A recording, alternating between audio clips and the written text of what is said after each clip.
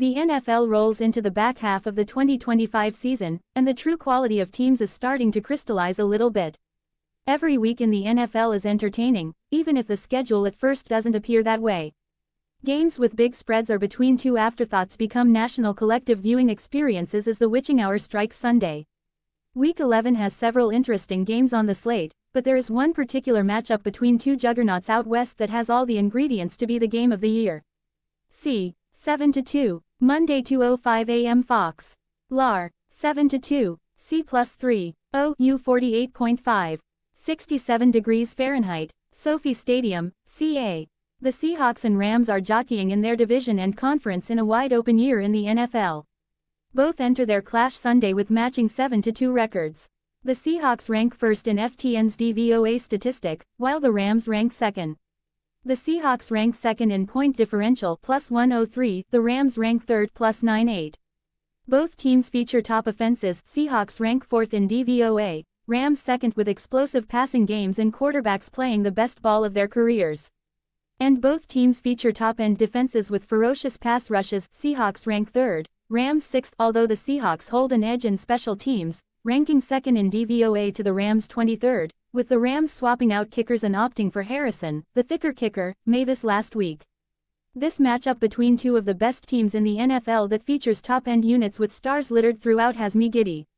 For this week's playbook, I wanted to preview this battle when both teams have the ball, and what exactly both teams can pick at while facing off a fellow elite opponent. When the Seahawks have the ball. We'll start when the road team has the ball here.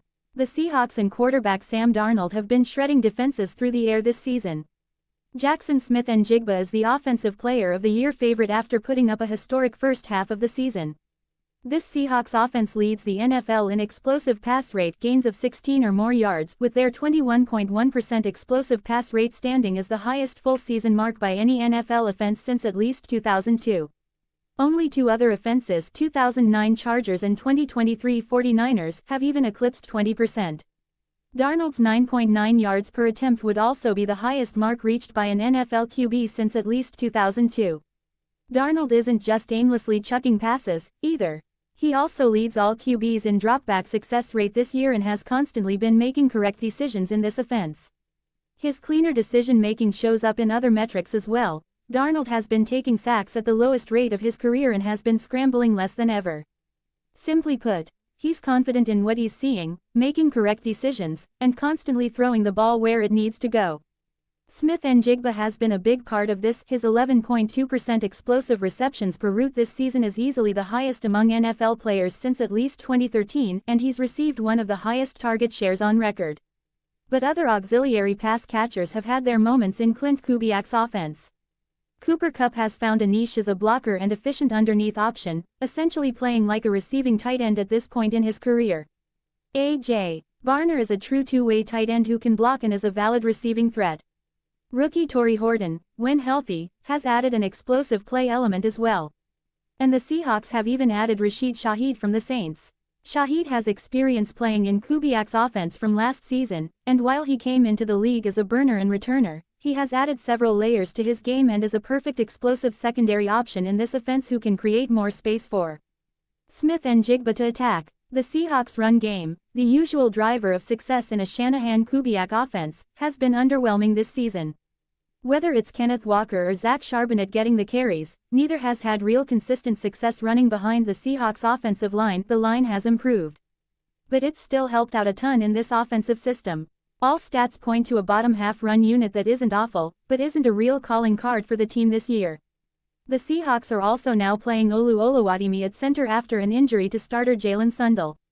While Oluwadimi is the backup, he did start in the second half of the 2024 season, and I actually thought he played like a solid starter over that stretch, even when the rest of the offensive line was getting battered every week. The classic way to create an advantage against a Shanahan-Kubiak offense is to earn a favorable game script and make the offense drop back and throw.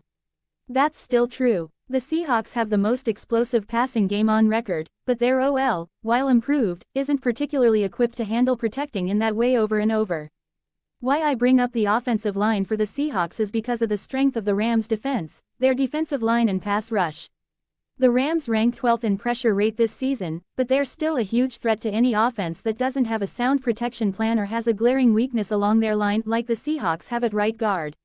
Jared Verse is the headliner of this front, but Byron Young has had a tremendous season to start the year against the run and passed 9 sacks.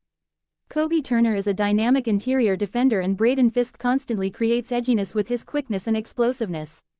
Poona Ford has been a great addition to this defense, too, adding more stoutness to a defense that could at times be overwhelmed by size in the run game last year. Creating pressure on Darnold is paramount for the Rams, which is easier said than done because of how much the Seahawks move the pocket and how quickly he's been operating this year. The Rams' run defense has also been much improved this year and actually has the advantage against this Seahawks run game.